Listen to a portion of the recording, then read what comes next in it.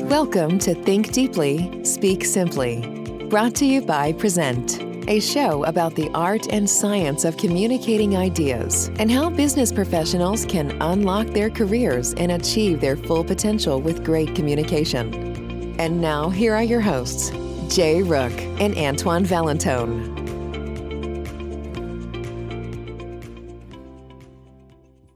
And with that, let's welcome Gregory Theyel to the show. Gregory, welcome. We're really excited to have you here today. Thank you. My pleasure. We're going to have a great conversation. Gregory, you're the director at a Biomedical Manufacturing Network. Can you tell us about your position and the role that the Biomedical Manufacturing Network serves for its stakeholders? Yes, thank you. The Biomedical Manufacturing Network is really a loose consortium of people who provide services, people who are actually actively engaged in biomedical manufacturing. So it's just a lot of people with really similar interests. And I would love to, I'm a trained engineer and especially on the biomedical side. And I'd love to say, yes, I do lots of engineering, but I really feel like I do a lot of concierge work. And so people contact me as the director, and probably 5% of the time I help them directly. And 95% of the time, I connect them to people who have shared interests, shared challenges, or expertise. And so I'm really a concierge of services and help and kind of camaraderie within the biomedical industry. That's a great way to describe it. Thank you. So tell me, Greg, when we're sharing big and innovative visions, it can be hard to get others to commit when we're starting with a dream. How do you articulate the vision of the network in a way where you got buy-in from initial partners? Well, I use graphics in a way that are sometimes verbal graphics, but sometimes physical graphics to show how we're interlinked. So when people feel like they belong to something and can see those linkages, they're much more likely to be engaged. And so one kind of verbal graphic, and it's back before the pandemic, I actually had slides and showed these slides of a network diagram or an ecosystem. And so it showed how people contributed to this larger whole, either with one piece of a larger, maybe supply chain or parts of an industry. The biomedical industry is a really big umbrella. And so there's digital healthcare, and there's genomics, and there's biotech and pharmaceuticals and medical devices and equipment. And people just seeing where they fit and how they're interlinked really helped people buy in and say, hey, that's my network. And so I think that graphic really, really helped people. And sometimes it was just a diagram of circles and lines. Mm-hmm. And sometimes, and this was particularly useful, sometimes it was maps. I build a lot of maps, and it shows where people are. So that's part of it. Obviously, that's the essence of a map. But it also shows where they are in proximity to other people. So that whole proximity piece of, hey, wow, we're all in the same kind of part of the industry, and we're clustered in Emeryville. And suddenly people felt like they belonged to this larger whole. So I think that's probably was the most effective way that I communicated the concept of a network and then got people to get excited about it. Mm-hmm. And continuing on that theme of networks and collaborating, oftentimes when we're trying to create partnerships across numerous entities, it can be a challenge to keep everyone on task and avoid drift. Can you talk to us about the role of communication and keeping the partners focused on the shared vision? Yes, I think back to my analogy of being a concierge, I think the key to being a concierge is understanding how different entities create and capture value. I think when I would try to bring people into this larger network, I spent a fair amount of time just understanding what mattered to them, how they, what they added to the larger whole, but also how they captured the value.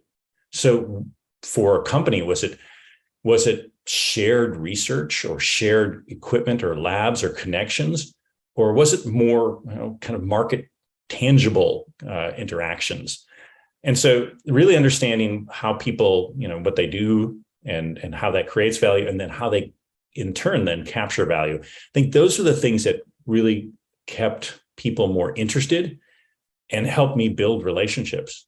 And I always remind myself when I'm engaged with different parts of the network, what are these people in it for? I mean, what's it mean to them? Is it part of being a whole because they're looking at the next opportunity on the horizon? Or is it much more kind of current and it's a transaction and they need a sale? And so really understanding that, I think, helped me bring people in and keep them focused on being part of the network. Probably makes it much more impactful for them as well, considering you're taking their needs and sort of their interests into account. Tell me, Greg, your website describes how the network is focused on building a biomedical manufacturing network for business assistance, technology transfer, education and training, and economic development. What role did collaboration play in making and undertaking of that scope a reality? Well, I think it's collaboration in a larger sense, not just a one-to-one or dual relationship, but a larger sense of collaborating for a bigger goal. And so early on in the meetups, and we had a conference, and we continued to do some of those via virtual webinars, is we talk a lot about how we're trying to maintain this value chain in the Bay Area. So in other words, everyone's very familiar with the expertise on the peninsula, namely in a place like South San Francisco, where there's so much research and development that's done. It's a tremendous amount of research and development that's cutting edge. However, what we really want is we want to recognize and encourage the demand side, which is UCSF, Kaiser, Stanford, all of the kind of users of the output, to make sure they're part of this process. And because I'm a manufacturing engineer, there's this link in between the research and development and the demand, the customers, and that's being able to actually make things. And so I think a larger theme that we've talked a lot about is this larger theme of collaboration regionally, to say, all right, we need all of these pieces, and there's value in having them near each other. Again, the concept I talk a lot about is proximity. I mean, proximity isn't just spatial kind of connection. It's also kind of thematic or kind of commercial or implementation connections or closeness or nearness. And so just communicating that to people, that what we're trying to do is have this robust cluster or ecosystem of the biomedical industry in the Bay Area. People are like, oh, that's really important. We want to keep this all here in the Bay Area. How are we part of that? And so that's the idea of, see what I mean by macro collaboration versus micro collaboration is the two of us find somebody alongside the road and we help them change their tire. That's really good, important micro collaboration. But macro collaboration is this idea of us all doing our part to advance this larger vision of a Bay Area that has a robust biomedical industry and isn't just R&D. And arguably too, if it was just R&D, that might not be a long-term sustainable venture.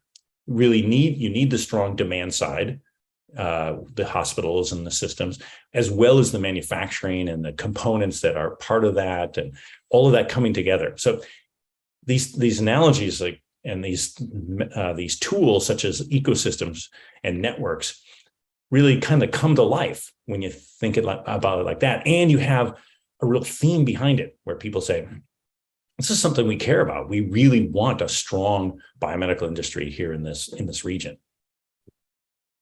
Yep.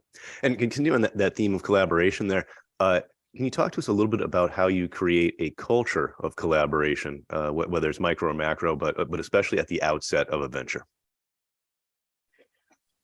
Again, I think understanding what matters to each of the entities as they come into this. I mean, I work with such variety of kind of components and services that are part of this larger network. And I think, and there's no offense to any of these individual entities, but I'm not sure they all see how important the whole big picture is. They see their part, Maybe they provide sterilization services or packaging services, or maybe they help with the regulatory process for a medical device or clinical trial for a new drug. So they know those pieces and they know them really well. In fact, that's one of the real kind of cornerstones of the biomedical industry is it's made up of a lot of tremendous experts who have deep knowledge in a fairly narrow area. And so I used to think, oh gosh, I'm minimizing my role by not being one of those deep people. I'm a really shallow person, you know. I think there's even there's a phrase, right? A generalist, a master of none, right? Of nothing. And I used to really kind of almost, which physically that would be a shocking feeling, even.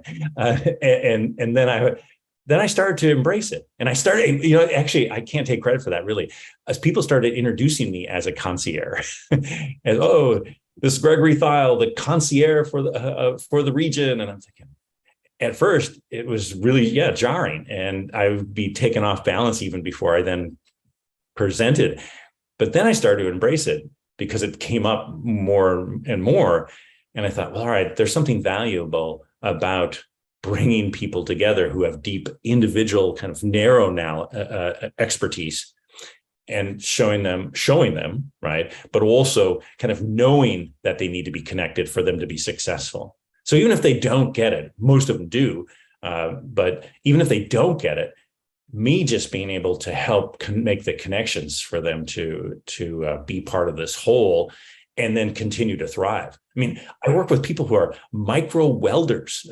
That's all they do is they do tiny, tiny welds with strange materials, glass or some type of substrate or nanotube.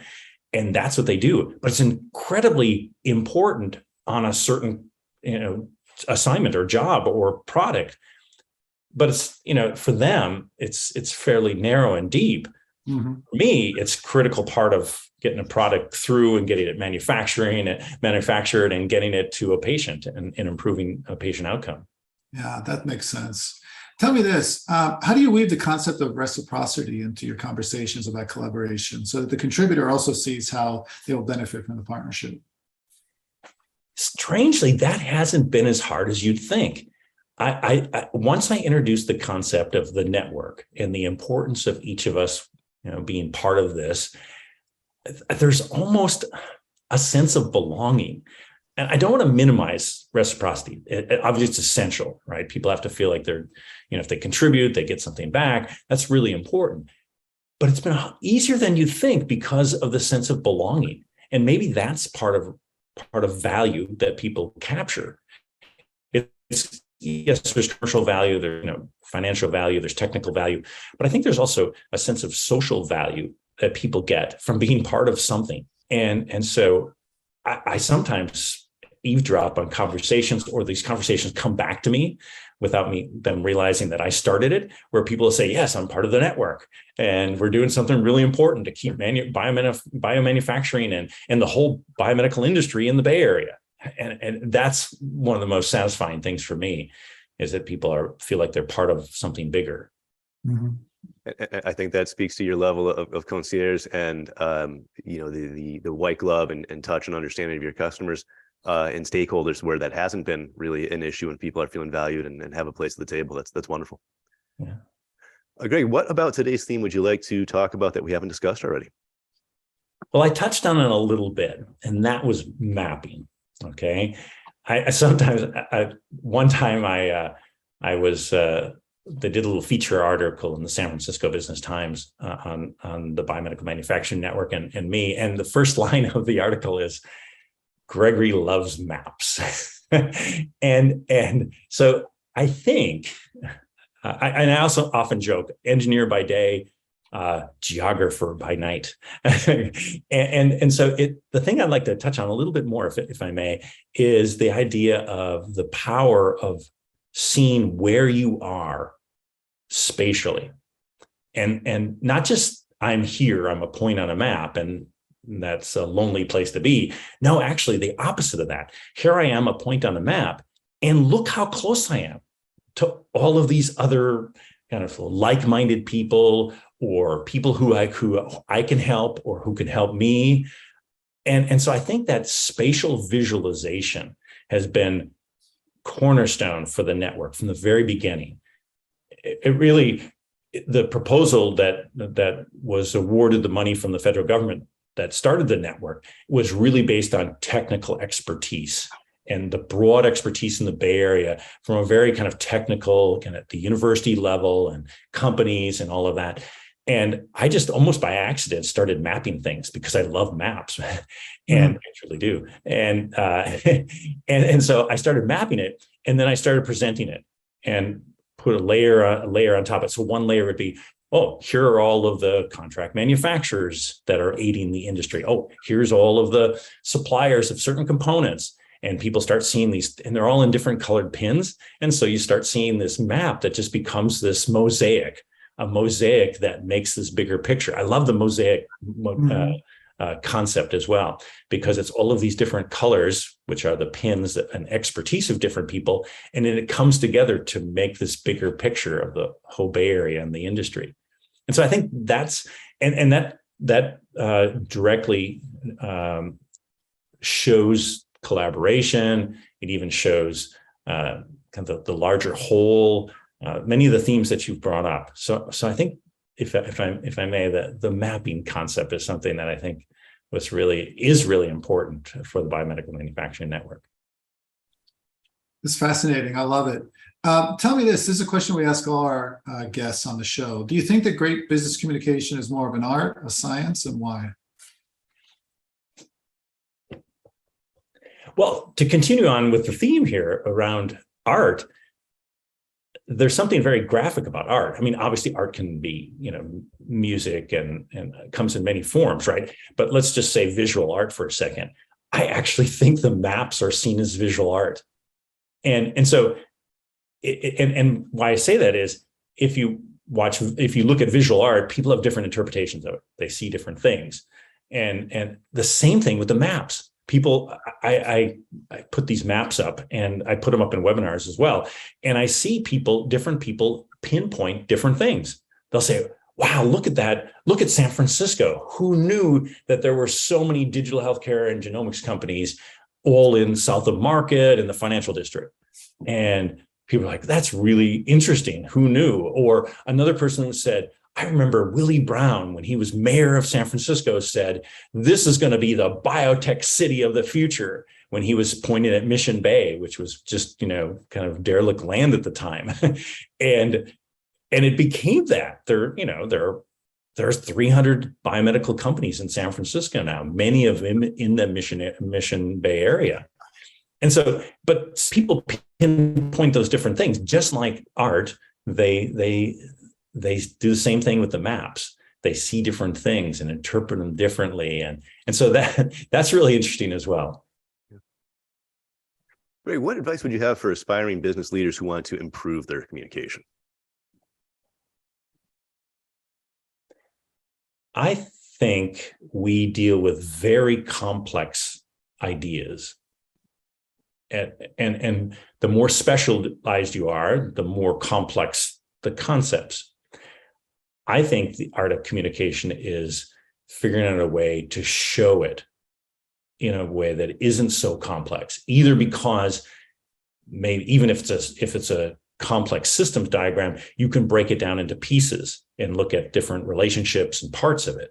Or a complex regional economy has lots and lots of moving parts. There are way over 2,000 biomedical companies in the Bay Area, but by just putting them in some type of a graphic, you can then break it down in pieces and say, what's going on in North San Jose? What's going on in Pleasanton? What's going on in South San Francisco? And so then you can take some very complex situations or realities and then by graphically showing them, you can almost slow things down and say, we're just going to look at this piece of this visual and try to understand that. And then I use this concept called microclimates. We all talk about microclimates in the Bay Area, right? Half Moon Bay can be 65 degrees and it's 105 degrees in Livermore, right? So, but same way, microclimates I call it microclimates of innovation. Microclimates are different in different parts of the Bay Area. And so and I use that I use this as an example for if you have complex ideas, if you can put them into some type of diagram, and then that diagram enables people to not have to digest the whole thing at once, and they can just look at pieces.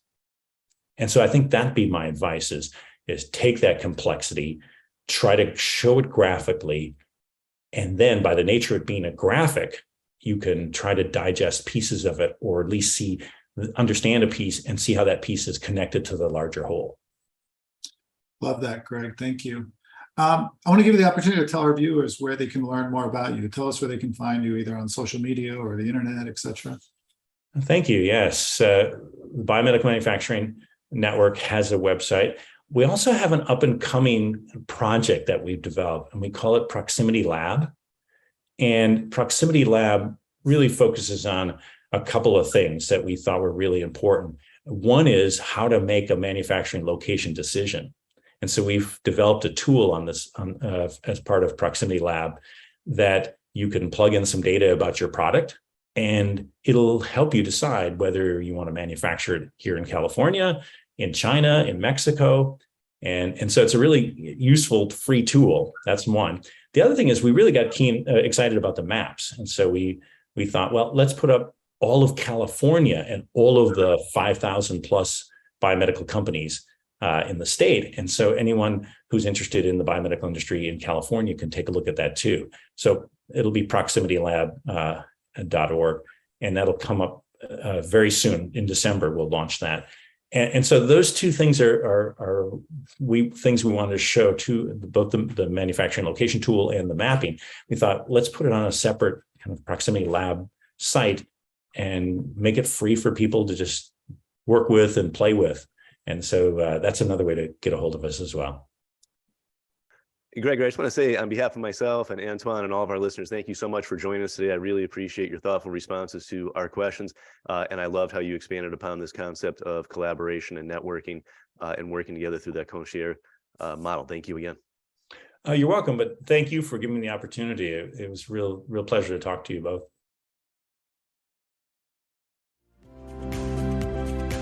Thank you for listening to another episode of Think Deeply, Speak Simply. To learn more about the art and science of communicating ideas, visit our free resources at Prezent.com. That's Prezent.com.